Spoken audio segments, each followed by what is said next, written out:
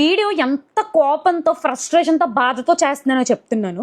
ప్రతిరోజు comment section కింద వచ్చి మీరు పచ్చళ్ళు బాగా సంపాదించుకుంటున్నారు, మా డబ్బులతోనే తింటున్నారు, మా డబ్బులతోనే బ్రతుకుతున్నారు అని చెప్పేసి మాట్లాడుతున్నారు. అందరూ చీటింగ్ చేసుకొని బ్రతుకుతున్నారు అని మాట్లాడుతున్నారు. మేము ఏం చేస్తున్నాము? మాకు వచ్చిన విద్య పచ్చడి చేసుకుంటున్నాం, ఈ వాట్సాప్ నెంబర్కి మెసేజ్ చేసి ఆర్డర్ చేసుకోండి అని పెడుతున్నాం. అండ్ మేము ఇచ్చే క్వాలిటీ మాకు తెలుసు కాబట్టి మేము ఇంత రేట్ డిసైడ్ చేసుకుంటాం. అది మా ఇష్టం. నచ్చిన వాళ్ళు కొనుక్కుంటున్నారు, నచ్చిన వాళ్ళు ఇగ్నోర్ చేసుకొని వెళ్ళిపోతున్నారు.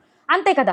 అంతకు మించి మేము ఇంకేం తప్పు పని చేసేసాము నాకు ఒక్కసారి చెప్పండి. మేము ఏమైనా వాట్సాప్లోని నూడ్ వీడియోస్ పంపుతాము, దానికి 500 పేటిఎం చేయండి ఆర్ 1000 రూపీస్ చేయండి అని ఎలా చేస్తున్నామా? లేదంటే చిట్ ఫండ్ కంపెనీ ఓపెన్ చేసాము, మీరు ₹1,00,000 డిపాజిట్ చేయండి, అది 2 lakhs మేము చేసి మీకు రివర్స్లు ఇస్తామని చెప్తున్నామా? నా బిజినెస్ నాశనం అయిపోయింది, మా ఫ్యామిలీ ప్రాబ్లమ్స్లో ఉంది అని స్కానర్ పెట్టి ప్లీజ్ ఎవరొకరు మీకు తోచినంత సహాయం చేయండి అని ఇటువంటివన్నీ మేము చేస్తున్నామా? అవేం చేయట్లేదు కదా.